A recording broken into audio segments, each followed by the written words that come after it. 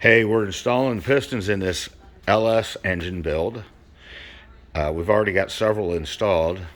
Jimmy's in the process of prepping the rings so that they'll slide down more easily into the cylinder, making sure his rings are in the right placement, which is very important. He will then use a ring compressor to help them slide down into the cylinder wall.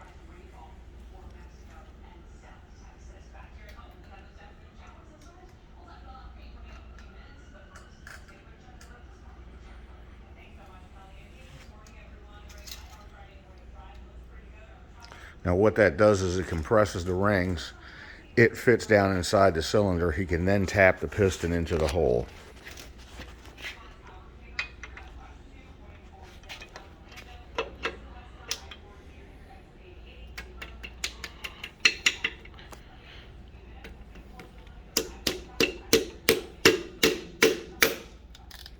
As you can see, it pops right in. That's how you install a piston, not just in an LS engine, almost every and any engine. Anyway, hope to see you soon at Pals for your engine build.